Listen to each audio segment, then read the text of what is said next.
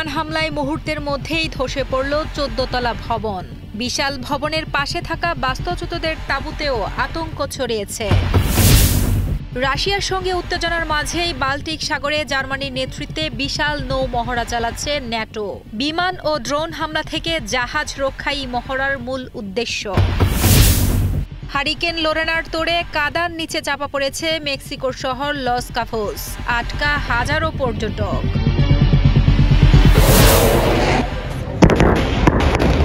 আমেরিকার তৈরি F-16 যুদ্ধ বিমান দিয়ে বোমাবর্ষণ করে গাজায় দাঁড়িয়ে থাকা ১৪ তলা একটি ভবন মাটির সাথে মিশিয়ে দিল ইসরায়েল।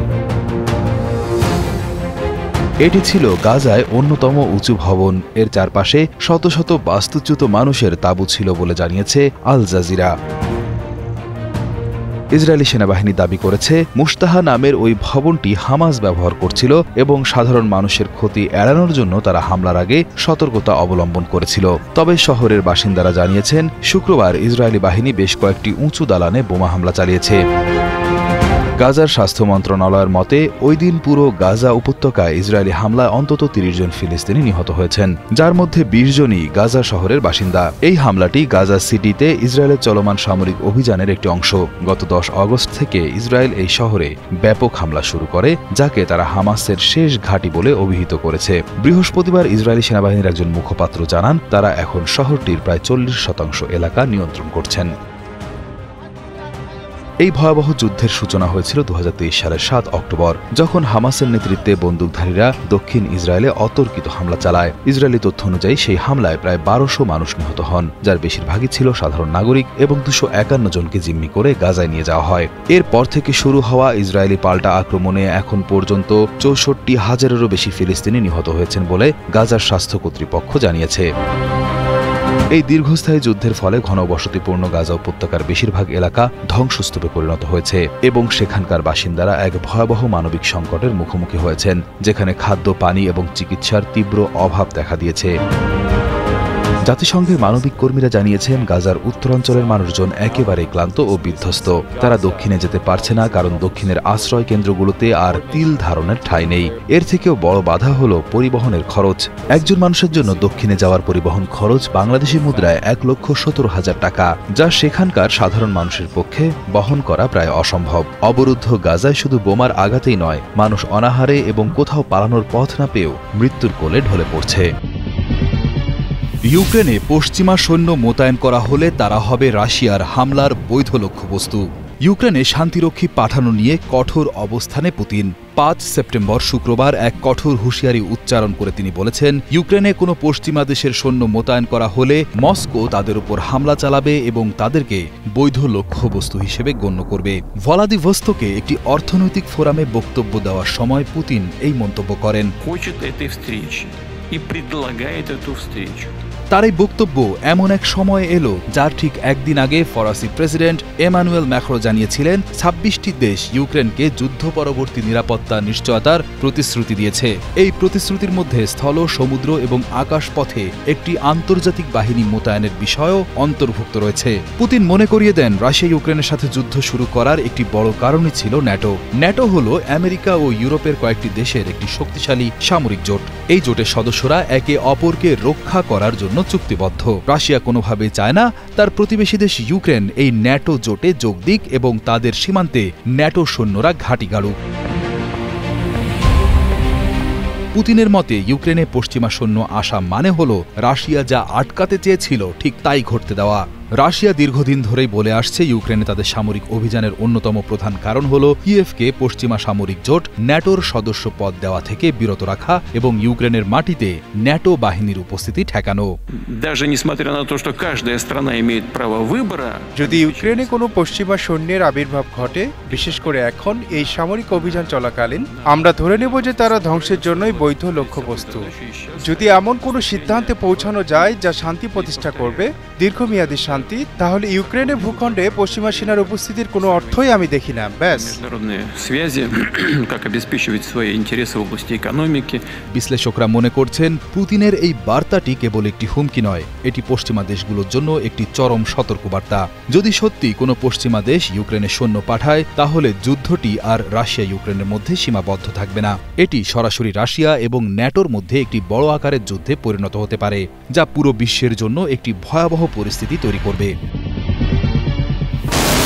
সম্প্রতি বাল্টিক সাগরে অনুষ্ঠিত হল এক বিশাল নৌমহড়া।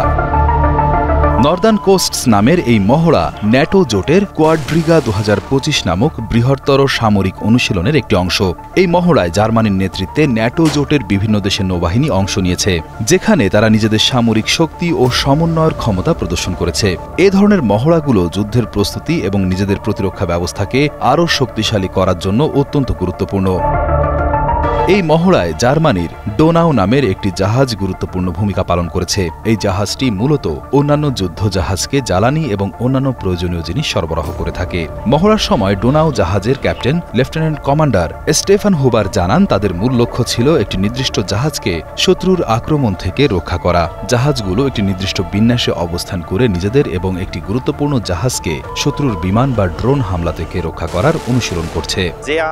ড্রোন হামলা মোকাবেলা করা খুবই চ্যালেঞ্জিং, কারণ এক্ষেত্রে প্রতিক্রিয়া দেখানোর জন্য খুব কম সময় পাওয়া যায় এবং কখন কোথা থেকে ড্রোন হামলা হবে তা আগে থেকেই অনুমান করা কঠিন। এই মহড়ায় শুধু যুদ্ধ কৌশলী নয়, উদ্ধার অভিযানও অনুশীলন করা হয়েছে।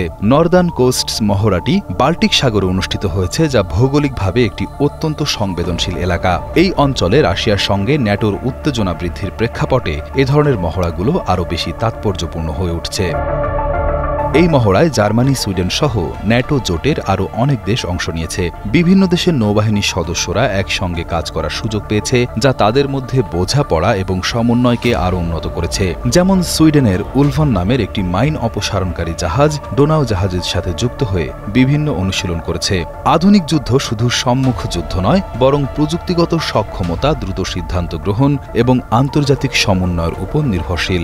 ড্রোন এবং অন্যান্য আধুনিক প্রযুক্তির ব্যবহার সামরিক কৌশলকে আরও জটিল করে তুলেছে। তাই এ ধরনের অনুশীলনগুলো সামরিক বাহিনীর জন্য নিজেদেরকে আধুনিক চ্যালেঞ্জের জন্য প্রস্তুত করার একটি সুযোগ। রাশিয়ার সঙ্গে যুদ্ধ শেষ হলে ইউক্রেনের শান্তিরক্ষী বাহিনী পাঠানো নিয়ে আলোচনা চলছে। তবে পুতিনের ভয়ে বাড়তি সতর্কতার সাথে এগোতে চায় ন্যাটো। 17 মার্চ সোমবার ব্রিটিশ প্রধানমন্ত্রী কেয়ার স্টারমারের একজন মুখপাত্র জানিয়েছেন, উল্লেখযোগ্য সংখ্যক দেশ এই উদ্যোগে সামিল হতে এবং তাদের সৈন্য পাঠাতে ইচ্ছুক। এই পরিকল্পনাটি সত্যি হলে এটি চলমান ইউক্রেন যুদ্ধের অবসানে একটি যুগান্তকারী পদক্ষেপ হতে পারে, যা পুরো বিশ্ববাসীর জন্য নতুন আশার সঞ্চার করবে। এই পরিকল্পনার নেতৃত্বে রয়েছে যুক্তরাজ্য ও ফ্রান্স। মূলত মার্কিন প্রেসিডেন্ট ডোনাল্ড ট্রাম্প যখন রাশিয়া ও ইউক্রেনের মধ্যে একটি শান্তি চুক্তির জন্য চাপ প্রয়োগ শুরু করেন, তারপর থেকেই এই দুটি দেশ ইউক্রেনের জন্য একটি শান্তিরক্ষী পরিকল্পনা তৈরির প্রচেষ্টা জোরদার করে। 30টিরও বেশি দেশ নিয়ে একটি ইচ্ছুক জোট বা কোয়ালিশন অফ দ্য উইলিং গঠন করার কথা চলছে, যারা যুদ্ধ বিধ্বস্ত দেশটিতে শান্তি ও স্থিতিশীলতা ফিরিয়ে আনতে সাহায্য করবে। প্রধানমন্ত্রীর মুখপাত্র সাংবাদিকদের বলেন, বিভিন্ন দেশের অংশগ্রহণের সক্ষমতা ভিন্ন ভিন্ন হবে, তবে এটি একটি বিশাল শক্তি হবে এবং এতে বহু দেশ সৈন্য সরবরাহ করবে। তবে এই পরিকল্পনা বাস্তবায়নের পথে একটি বড় চ্যালেঞ্জ রয়েছে। রাশিয়া প্রথম থেকে ইউক্রেনের মাটিতে পশ্চিমা সামরিক জোট ন্যাটোর সদস্য দেশগুলোর উপস্থিতির ঘোর বিরোধিতা করে আসছে। যে দেশগুলো শান্তিরক্ষী পাঠাতে ইচ্ছুক তাদের অনেকেই ন্যাটোর সদস্য। তাই রাশিয়া এ ধরনের কোনো প্রস্তাবে শেষ পর্যন্ত রাজি হবে কিনা তা নিয়ে বড় ধরনের সংশয় রয়েছে এবং এটি শান্তি আলোচনার একটি জটিল অংশ হয়ে উঠতে পারে। সাংবাদিকদের এক প্রশ্নের জবাবে প্রধানমন্ত্রীর মুখপাত্র জানান, শান্তিরক্ষীদের উপর যদি হামলা চালানো হয় তবে তারা পাল্টা আক্রমণ করতে পারবে কিনা এ ধরনের সামরিক নিয়মকানুনগুলো বৈঠকের মাধ্যমে ঠিক করা হবে। আফগানিস্তানের মাসুদ গ্রামে ভয়াবহ ভূমিকম্পে 40 বছর বয়সী কৃষক ও দিনমজুর নজর শাহের বাড়ি ধ্বংস হয়ে গেছে। তার 15 জনের পরিবার এখন তাঁবুর নিচে আশ্রয় নিয়ে কষ্টে দিন কাটাচ্ছে। ভূমিকম্পের পর থেকে কম্পন থামছে না, আর ভয়ও কাটছে না। পাহাড় থেকে পাথর পড়ার ভয়, বৃষ্টির পানি আর প্রতি 10-15 মিনিট পর পর 8-10 বার ভূমিকম্প হচ্ছে। আমরা ভয়ে আর আতঙ্কে আছি। নজর শাহের ১১০ বছর বয়সী মা রাত বিবি এই ভূমিকম্পে আহত হয়েছেন, তাকে চিকিৎসা দেওয়া হয়েছে। আর পরিবারের অন্যান্য লোকজন ধ্বংসস্তূপ পরিষ্কার করে বাইরে রান্না করে খাচ্ছে। নজর শাহ ২ বছর পাকিস্তানে ছিলেন, কিন্তু সেখান থেকে বিতাড়িত হয়ে আফগানিস্তানে ফিরে এসেছেন। তিনি সরকার, আন্তর্জাতিক সংস্থা ও সাধারণ মানুষের কাছে সাহায্য চেয়েছেন। সরকার, আন্তর্জাতিক সম্প্রদায় এবং জনগণের কাছে আমাদের অনুরোধ, আমাদের সাহায্য এবং সমর্থন করুন। আমাদের ঘরবাড়ি ধ্বংস হয়ে গেছে এবং আমরা তাঁবুর বাইরে বাস করছি। আমাদের কোনো খাবার নেই, কোনো কম্বল নেই এবং কোনো আশ্রয়ও নেই। তার আত্মীয় জামাল নাসের দাবি করেন, এই অস্থিতিশীল পাহাড়ে আবার বাড়ি বানালেও তা আবার ধ্বংস হবে। তারা নিরাপদ জায়গায় বাড়ি বানানোর সুযোগ চান। আফগানিস্তানের হিন্দুকুশ পর্বত এলাকায় প্রায় ভূমিকম্প হয়। এখানকার পাথর আর কাঠের তৈরি বাড়ি ভূমিকম্পে সহজেই ভেঙে যায়।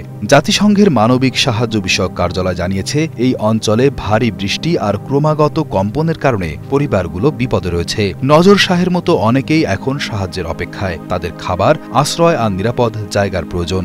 এই দুর্যোগে সবাইকে এগিয়ে আসতে হবে তাদের পাশে দাঁড়ানোর জন্য। মেক্সিকোর জনপ্রিয় পর্যটন কেন্দ্র লস কাবোসের রাস্তাগুলো এখন কাদামাটি আর পানিতে ঢাকা। গত ৩ সেপ্টেম্বর বুধবার হারিকেন লোরেনা এই এলাকার পাশ দিয়ে যাওয়ার সময় ভারী বৃষ্টিপাত ও প্রচণ্ড বাতাসের আঘাতে রাস্তাঘাট নষ্ট করে দিয়েছে এবং অনেক গাড়ি আটকে পড়েছে। যদিও লোরেনা সরাসরি লস কাবোসে আঘাত করেনি, তবুও এর বাইরের দিকে শক্তিশালী বাতাস এবং বৃষ্টি শহরের মধ্যে মারাত্মক বন্যা পরিস্থিতি তৈরি করেছে। ঝড়ের কেন্দ্র যখন লস কাবোসের মাত্র ২০০ কিলোমিটার মধ্যে ছিল, তখনই এই ভয়াবহ বন্যা শুরু হয়। এলাকার বিভিন্ন ভিডিওতে দেখা গেছে কাদামাটির স্রোত শহরের রাস্তা দিয়ে প্রবাহিত হচ্ছে। বেশ কিছু গাড়ি এই আবর্জনা ভরা বন্যার পানিতে আটকে আছে এবং স্থানীয় বাসিন্দারা পায়ে হেঁটে বা মোটরসাইকেলে করে কোনো মতে বিপদগ্রস্ত রাস্তা পার হওয়ার চেষ্টা করছেন। হারিকেন লোরেনা এখন দুর্বল হয়ে ক্রান্তীয় ঝড়ে পরিণত হয়েছে এবং এটি বাজা ক্যালিফোর্নিয়া সুর প্রদেশের উত্তর দিকে এগিয়ে যাচ্ছে। আবহাওয়া কর্মকর্তারা জানিয়েছেন, আগামী ৬ সেপ্টেম্বর শনিবার এটি রাজ্যের জনবসতিহীন একটি এলাকায় আঘাত হানতে পারে। কর্মকর্তারা আরও সতর্ক করে বলেছেন, ঝড়ের সঙ্গে আসা বৃষ্টির কারণে রাজ্যের আরও কয়েকটি অঞ্চলে বন্যা হতে পারে। বিশেষ করে পাহাড়ি এলাকায় ভূমিধসের আশঙ্কা রয়েছে। বাজা ক্যালিফোর্নিয়া সুরের গভর্নর ভিক্টর কাস্ত্রো বলেন, আমরা এখন উত্তর দিকের পৌরসভাগুলোতে যাচ্ছি। আশা করা হচ্ছে শনিবার সকালে সেখানেই ঝড়টি আঘাত হানবে।